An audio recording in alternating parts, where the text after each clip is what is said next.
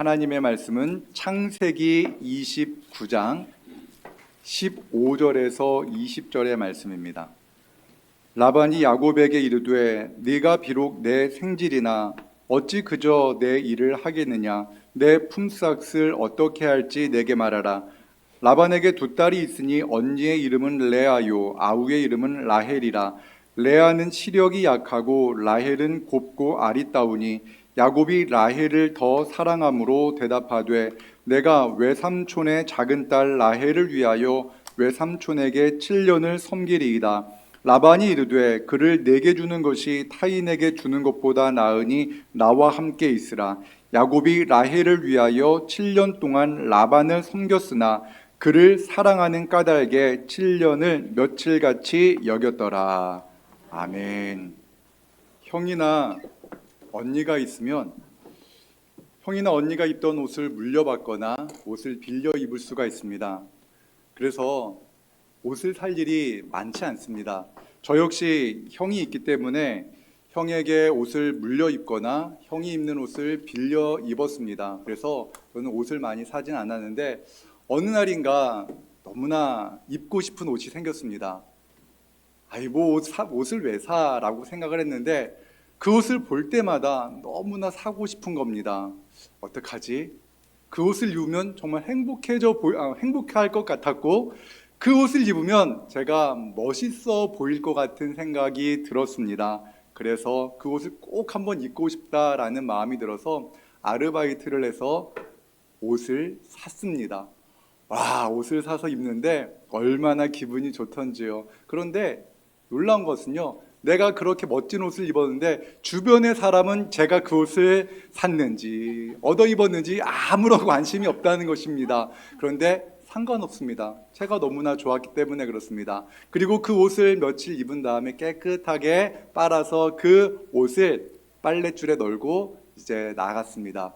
그리고 이제 저녁이 되었는데 그 옷이 없어져 버린 겁니다. 누가 훔쳐갔죠. 여러분 경험 있으실 겁니다. 그런데 경찰서에 신고할 수도 없고 그래서 이렇게 길을 가다가 내가 입었던 옷을 입은 사람을 만나면 혹시 저 옷 내 옷 아니야? 저 옷 내 옷 아니야? 라고 생각하기도 하고 혹시 저 사람이 내 옷 훔쳐가지 않았을까? 라는 생각이 들기도 했습니다. 주변 사람들을 다 의심하기 시작했습니다.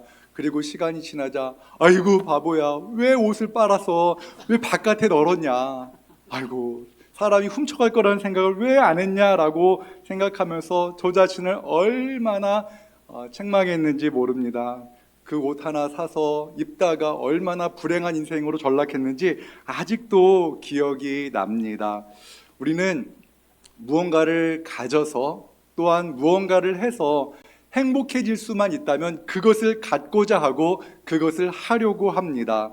오랜 시간 여행을 준비합니다. 우리 가족들과 함께 같이 여행을 가면 얼마나 행복할까? 그래서 돈을 조금씩 모았습니다. 그래서 기다리던 중에 한 사이트에서 아주 특가 여행 상품이 떴습니다. 그래서 클릭을 해서 결제를 했는데 그 구매 대행 업체가 부도가 나서 여행을 못 갈 수가 있습니다. 요즘에 그런 사건이 많이 벌어지고 있지 않습니까? 또 무언가를 갖고 싶습니다. 그런데 비쌉니다. 그래서 오픈마켓, 예를 들면 중고나라나 당근 이런 것들을 통해서 그 좋은 것을 사려고 기다립니다. 그런데 자기가 원하는 것이 나왔습니다. 그래서 빨리 샀습니다. 그런데 사기당합니다. 그런 일이 우리 주변에 심심찮게 일어납니다. 그런 일이 벌어지면 어떡합니까? 아이고 내가 왜 이랬지? 아이고 세상에 나 같은 바보가 어딨나? 나는 되는 일이 하나도 없어 라는 그러한 생각 여러분 해보신 적 있습니까? 저는 해본 적이 있습니다. 여러분 지금 야곱이 그런 상황을 만났습니다. 마음에 꼭 드는 여인을 만난 겁니다. 라헬입니다. 첫눈에 반해버렸습니다. 그래서 라헬과 결혼만 할 수 있다면 모든 것이든 할 수 있어 라는 생각에 그는 그의 장인이 될 외삼촌에게 가서 이렇게 말을 합니다. 창세기 29장 18절과 20절의 말씀을 우리 함께 같이 읽겠습니다. 야곱이 라헬을 더 사랑함으로 대답하되 외삼촌의 작은 딸 라헬을 위하여 외삼촌에게 7년을 섬기리이다. 야곱이 라헬을 위하여 7년 동안 라반을 섬겼으나 그를 사랑하는 까닭에 7년을 며칠같이 여겼더라. 아멘. 외삼촌 라반에게는 딸 2명이 있었습니다. 레아와 라헬입니다. 그런데 첫째 딸 레아는요, 시력이 약하다라고 이렇게 기록되어져 있는데 조금 외모가 좀 못났습니다. 그래서 많은 사람들에게 매력을 주지 못했고 결혼하지 못한 상태로 집에 머물고 있었습니다. 그런데 야곱은 레아가 아니라 둘째 딸 라헬을 사랑했습니다. 그래서 라헬을 아내로 맞이하기 위해서 7년이나 되는 긴 시간 동안 월급 받지 않고 외삼촌 집에서 일하겠다라고 이렇게 말을 합니다. 7년치의 임금은요, 당시에 아내를 맞아들이기 위해서 주어야 되는 결혼 지참금의 4배의 가격에 해당한다고 합니다. 4배의 지참금을 지불하고서라도 내가 라헬과 결혼하고 싶습니다 라고 이렇게 말을 합니다. 지금 야곱은요, 라헬 때문에 상사병이 걸린 겁니다. 영끌이라는 말 여러분 들어보셨습니까? 내 집을 마련하고 싶어서 또는 부동산을 갖고 싶어서 있는 돈을 다 끌어모으는 겁니다. 다 끌어모으고 영혼까지 끌어모아서 그것을 구매하는 것, 이것을 요즘 말로 영끌한다라는 말을 하는데요. 지금 야곱이 라헬을 얻기 위해서 영끌을 하고 있는 겁니다. 야곱은 고향에서 자신을 기다리고 있는 엄마 리브가를 전혀 생각하지 않고 있습니다. 그리고 베델에서 하나님을 만나서 하나님께 했던 모든 약속도 다 잊어버렸습니다. 오직 라헬만 생각하고 있습니다. 라헬을 아내로 맞이할 수만 있다면 이제 내 인생은 꽃길을 걷게 될 것이야. 나는 이제 불행 끝 행복 시작의 삶을 살아가게 될 거야 라고 이렇게 생각하고 있었습니다.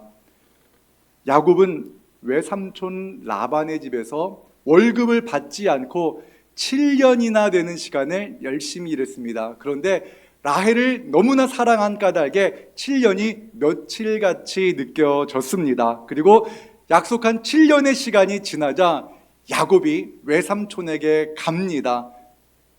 내게 아내를 주소서. 외삼촌 이제 기한이 찼으니 내 아내를 나에게 주세요라고 이렇게 말을 했습니다. 그러자 그의 외삼촌 라반은 마을잔치를 벌입니다. 마을잔치를 벌이면은 하는 일이 있습니다. 우리 여기 용미사리도 마을잔치를 하면은 하는 일이 있습니다. 무슨 일을 하냐면은 술을 많이 마십니다. 술을 많이 마시는데 야곱도 라반에 의해서 술을 많이 마셨습니다. 취했습니다. 정신이 오락가락합니다. 그때 외삼촌 라반이 야곱이 사랑하는 라헬이 아니라 결혼하지 못해 집에 있는 레아를 야곱에게 들여보냅니다. 그리고 아침이 되었습니다. 어떤 일이 일어났을까요? 우리 함께 같이 창세기 29장 25절의 말씀을 같이 읽겠습니다. 야곱이 아침에 보니 레아라 라반에게 이르되 외삼촌이 어찌하여 내게 이같이 행하셨나이까? 내가 라헬을 위하여 외삼촌을 섬기지 아니하였나이까? 외삼촌이 나를 속이심은 어찌됨이니까? 야곱이 아침에 눈을 떴을 때 자기 곁에 있는 사람이 라헬이라고 생각했는데 그것이 아니라 레아였습니다. 얼마나 놀랐을까요? 얼마나 황당했을까요? 야곱은 놀라기도 하고 화가 나서 그의 외삼촌에게 달려갔습니다. 왜 나를 속였냐고 따져 물었습니다. 왜 그랬냐고 화가 나서 막 이렇게 화를 내고 있는데 외삼촌 라반은 야곱에게 좀 진정하고 내 말을 좀 들어보게나. 우리 지방에서는 큰딸이 있으면 둘째 딸을 시집 안 보내. 시집 안 간 큰딸이 있으면 둘째 딸 안 시집 보내지 않으니까 당신을 위해서, 그러니까 너를 위해서 라헬과 결혼하기 위해서 먼저 큰딸을 시집 보낸 거니까 이해하게나. 여보게 이제 라헬을 줄 테니까 7년을 더 우리 집에서 일하면 어떻겠나 라고 이렇게 이야기를 합니다. 라반은요, 야곱의 외삼촌은요, 야곱이 상사병에 걸린 것을 너무나 잘 알고 있었습니다. 야곱은 어쩔 수가 없었습니다. 라헬을 얻기 위해서, 아내로 얻기 위해서 7년을 더 라반의 집에서 일을 해야 했습니다. 야곱은 고향에서요, 형이 가지고 있는 장자권만 가지고 있으면 내 인생은 행복이 시작될 거야 라고 생각을 했습니다. 그래서 형을 속여서 장자권을 빼앗았습니다. 그리고 아버지와 형을 속여서 아버지로부터 축복을 받았습니다. 그 일로 인해서 야곱이 행복해졌습니까? 아닙니다. 오히려 형 에서의 마음을 불편하게 하고 분노케 만들어서 형이 자신을 죽이려 했기 때문에 고향 땅을 떠나야만 했습니다. 그런데 이제 외삼촌 집에 오자 또 어떤 생각을 했냐면, 라헬만 얻으면, 아리따운 여인 라헬을 자신의 아내로 얻기만 하면 내 인생, 형 때문에 불행했던 내 과거는 다 사라지고 내 인생이 이제 행복으로 가득할 거야 라고 생각하면서 7년을 그렇게 열심히 일을 하고 이제 라헬을 얻었다라고 생각했는데, 눈을 떠보니 누구였다고요? 자신이 생각하지 않았던 레아를 그가 품고 있었던 것입니다. C.S. 루이스는 사람은 완전히 소유했다는 의미에서 내 것이라고 말할 수 있는 것이 단 하나도 없다라고 말을 했습니다. 잠시 무언가 소유할 수는 있으나 그것이 영원히 자신의 것이 될 수는 없다라는 겁니다. 그럼에도 불구하고 우리 인생은 어떻습니까? 무언가를 가지면 내가 잘 되었다, 내가 대단한 존재다라고 잠시 착각하며 삽니다. 그러나 우리는 그렇지 않습니다. 우리의 존재는 바뀌지 않습니다. 욥이 무엇이라 말했습니까? 큰 고난을 통해서 그는 이렇게 말했습니다. 내가 어머니의 태중에서 알몸으로 나왔사오니 나는 또한 알몸으로 돌아가게 될 겁니다 라고 이렇게 이야기했던 것처럼 우리는 그렇게 그런 존재입니다. 알몸과 같은 그러한 존재일 뿐입니다. 무언가를 소유했다고 해서 내 존재가 바뀌는 것이 아닙니다. 그런데 야곱은 어떻습니까? 이것만 있으면 내 인생이 바뀔 거야, 저것만 가지면 내 삶이 행복해질 거야 라고 생각하며 살아갑니다. 그런데 어떻습니까? 그것이 있다고 우리의 인생이 바뀝니까? 그것을 했다고 우리의 인생에 행복이 찾아옵니까? 그렇지 않습니다. 오히려 그것을 갖고 그것을 했을 때 오히려 시간이 지난 후 더 큰 실망과 낙심과 절망이 찾아올 수밖에 없습니다. 왜 그렇습니까? 세상이 어떠한 것인가를 알아야 됩니다. 세상이 무엇인가에 대해서 요한일서 2장 16절의 말씀은 이렇게 말씀합니다. 함께 같이 읽겠습니다. 이는 세상에 있는 모든 것이 육신의 정욕과 안목의 정욕과 이상의 자랑이니 다 아버지께로부터 온 것이 아니요 세상으로부터 온 것이라. 아멘. 우리가 세상에 무언가를 갖고자 하는 것이 무엇 때문입니까? 육신의 정욕 때문이며 안목의 정욕 때문이며 누군가에게 자랑하고자 그 무언가를 소유하려 하는 것 아니겠습니까? 그런데 그것들은 우리의 영혼을, 우리의 존재를 진정 만족시킬 수 없다라고 말씀합니다. 때로는 우리가 이 세상 욕심에 사로잡혀서요, 하나님께 기도합니다. 하나님, 내가 이것 가질 수 있도록 나를 좀 도와주세요. 하나님, 내가 그 일을 좀 할 수 있도록 하나님이 좀 나를 도와주시면 어떻겠습니까? 라고 이렇게 기도하기도 하는데, 이것은 어떠한 의미에서 엄밀히 말하면 신앙이 아닙니다. 내가 원하는 것을 얻기 위해 하나님을 이용하는 우상 숭배에 더 가깝습니다. 여러분, 팀 켈러 목사님은요, 라헬을 아내로 삼기 위해 7년을 일했는데 결혼하고 나니 자신의 품에 안겨있던 사람이 레아라는 사실에 절망했던 야곱의 모습이 우리 모두의 모습이다라고 이렇게 말합니다. 타는 듯한 갈망을 채우지 못한 사람, 그 모습이 바로 우리의 모습이다라고 말하면서 그 타는 듯한 갈망으로 인해서 실망하고 낙심한 사람들이 취하는 4가지 모습이 있습니다. 그 첫 번째는 무엇인가? 우리를 실망시킨 그 대상을 원망하면서 또 다른 대상을 추구하며 살아가는 겁니다. 야곱이 장자권만 있으면 내 인생이 행복해질 거야 라고 생각했습니다. 그런데 장자권을 얻고 난 후에 행복해졌습니까? 아버지로부터 축복받은 다음에 그의 삶이 바뀌었습니까? 아닙니다. 만족하지 못했습니다. 그리고 어떻게 바뀝니까? 외삼촌 집에 와서는 라헬만 얻으면 내 인생이 바뀔 거야, 내 인생이 기쁨으로 충만할 거야 라고 생각했습니다. 그런데 그렇게 되었습니까? 아닙니다. 오히려 험악한 인생을 내가 살아가게 되었구나 라며 절망할 수밖에 없었습니다. 그럼에도 불구하고 무언가를 끊임없이 추구하며 이것만 있으면이라고 생각하며 살아갑니다. 두 번째 모습은 무엇인가? 자신을 자책하는 겁니다. 내가 갈망하는 것을 얻고자 했는데 얻지 못합니다. 그때 자신을 자책하는 겁니다. 다른 사람들은 다 행복해 보이는데 왜 나만 이렇게 불행한 거야? 왜 나는 이런 모습으로 태어나서 왜 이렇게 고달픈 인생을 살아가는 거지? 왜 우리 부모님은 부자가 아닌 거야? 왜 나는 이렇게 운동을 못하지? 왜 나는 이렇게 가진 것도 없고 능력도 없는 거야? 라고 말하면서 왜 나는 하는 것마다 다 실패하고 되는 것이 없을까라며 나 자신에게 문제가 있다 생각하며 자기 자신을 미워하며 살아가는, 자기 자신을 자책하는 모습으로 빠질 수가 있습니다. 세 번째 모습은 이런 겁니다. 자신을 어렵게 만든 것이 세상 사람이다 라고 생각하면서 세상의 많은 사람들과 환경들을 책망하며 저주하며 사는 인생이 되는 겁니다. 인생에 문제가 생길 때마다 당신 때문이야, 저것 때문이야, 그 상황 때문이야 라고 말을 하면서 모든 책임을, 자기에게 일어난 모든 문제를 누군가에게 전가하며 사는 인생입니다. 자신의 가정 환경을 탓하며 살아갑니다. 부모님을 원망하고 자신에게 찾아온 누군가에게 당신 때문에 내가 이렇게 되었어, 당신 같은 사람은 처음 만나, 당신 왜 그래? 라며 모든 책임을 상대방에게 전가합니다. 자신의 능력을 알아보지 못하는 세상을 저주하며 살아가는 그러한, 타인을 저주하고 타인을 원망하는 그러한 사람으로 살아갈 수가 있습니다.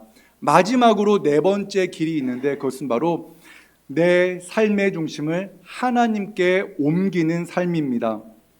내 안에는 세상의 것으로는 절대 채울 수 없는 어떠한 특별한 갈망이 있다는 것을 인정하는 겁니다. 그래서 나는 세상에서 무언가 다른 것을 추구해야 되는 인생이구나라는 것을 알게 됩니다. 그리고 내 안에 있는 갈망은 오직 하나님으로만 채워질 수 있다라는 것을 깨닫고 하나님께 나아가는 인생이 되는 것입니다. 우리가 죄로 인해 하나님을 떠난 후 우리는 어떻게 되었습니까?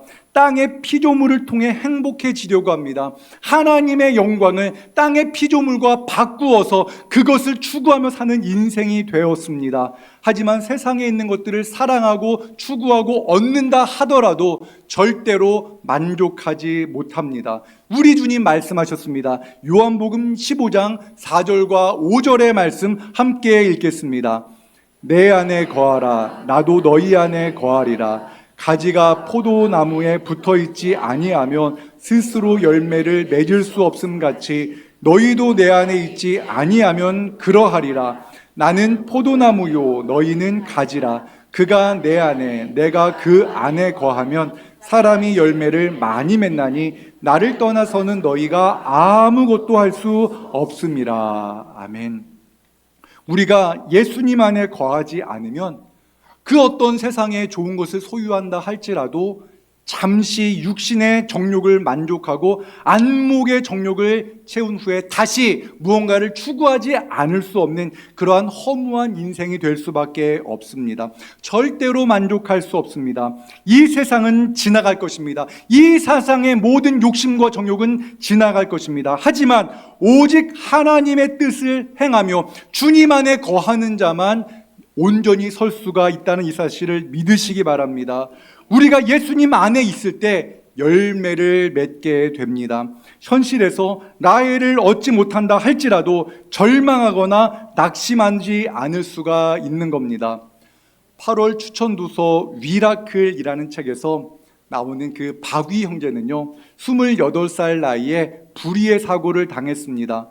손가락도 제대로 움직일 수 없을 것이다라는 전신마비 판정을 받았습니다. 열심히 재활 훈련을 해서 이제 휠체어를 몰 수 있는 끌 수 있는 그 정도로 회복은 되었지만 여전히 일어설 수 없었습니다. 그래서 하나님께 간절히 기도했다고 합니다. 병원 한켠에 마련되어져 있는 그 기도실에 들어가서 하나님께 기도했습니다. 하나님, 내가 일어설 수 있게 해주세요. 내가 일어서면 하나님의 뜻대로 살게요 라고 이렇게 간절히 기도하고 있는데 하나님께서 바귀 형제의 마음에 이런 마음을 주셨다고 합니다. 네가 있는 모습 그대로 고단과 절망 가운데 있는 사람들을 찾아가서 그들에게 희망을 주면 어떻겠니? 라고 이렇게 하나님의 음성을 듣게 되었습니다. 그리고 그 절망 중에 바귀 형제는 하나님을 인격적으로 만났습니다. 그래서 자신보다 더 힘든 사람, 아니 자신처럼 낙심과 절망 가운데 살아가는 그러한 사람들을 찾아가서 말하는 겁니다. 일상이 기적입니다. 당신이 일어서서 당신의 손으로 세수할 수 있습니까? 그것이 기적입니다. 세수할 수 있는 것만으로도 얼마나 큰 기적인지 기억하세요라고 이렇게 말을 해주면서 수많은 사람들에게 희망을 불어 넣어주고 있습니다. 나도 이렇게 여전히 사지가 마비되어져 있는데 이렇게 행복한데 당신도 행복할 수 있습니다라고 이렇게 말하며 행복을 전하고 있다라고 합니다. 사랑하는 여러분, 우리가 예수 그리스도 안에 있을 때 진정한 행복을 누릴 수 있는 줄로 믿습니다. 고난과 역경이 있다 할지라도 그 안에 하나님의 뜻이 있다는 것을 발견할 수 있는 인생이 된다는 이 사실을 우리는 꼭 기억해야 합니다.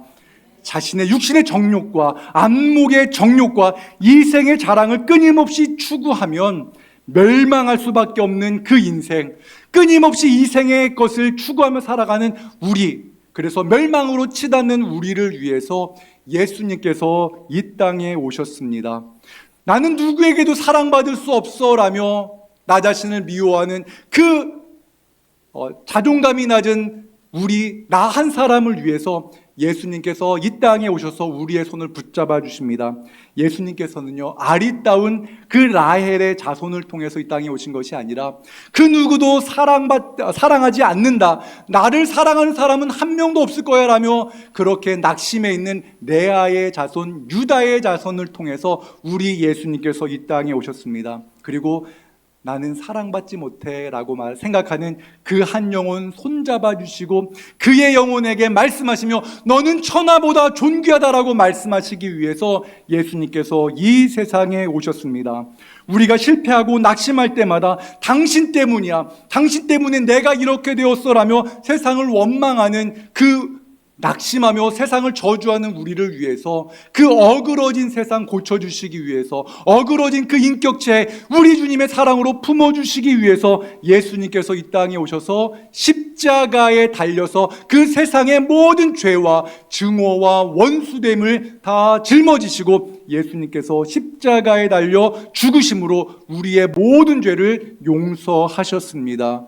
우리가 예수 그리스도를 믿을 때 비로소 우리가 어떠한 존재인가를 분명히 볼 수 있게 되는 것입니다. 예수 그리스도의 그 놀라운 은혜 안에 거할 때 비로소 우리는 내가 누구인지 발견하게 됩니다.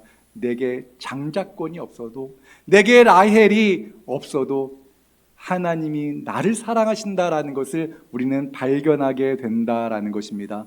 우리가 인생의 참빛 되신, 세상의 참빛 되신 예수 그리스도를 우리의 인생의 주인으로 모시고 살아갈 때 우리는 비로소 인생의 참 의미를 발견하게 될 것입니다. 그러한 은혜, 내가 천하보다 존귀한 존재라는 이 사실을 깨닫고 나를 위해 십자가에 달려 죽으신 예수 그리스도를 나의 인생의 주인으로 고백하며 참된 기쁨과 감사의 삶을 살아가는 모든 주의 백성들 되시기를 주님 이름으로 축원합니다. 하나님 아버지, 우리는 지난 한 주간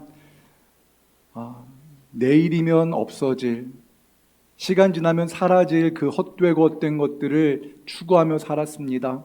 자랑하려고 육신의 정욕으로 헛되고 헛된 것들 구하며 이것만 있으면 내 인생 바뀔 거야 라며 살았습니다. 하나님, 그러나 그 안에 만족이 없었음을 고백합니다. 하나님, 이제 우리의 눈을 덮고 있는 그 어둠의 그늘이 사라지게 하여 주시옵소서. 예수 그리스도 안에서 세상을 바라보게 하시고 예수 그리스도 안에서 나 자신을 바라보게 하여 주시옵소서. 그래서 주님 안에서 살아가는 그 하루하루가 주님 안에서 기적임을 기억하며 날마다 기뻐하며 기도하며 감사하는 삶을 살아가게 하여 주시옵소서. 예수님 안에서 우리가 열매 맺는 삶을 살아가게 하여 주시옵소서. 예수님의 이름으로 기도합니다. 아멘.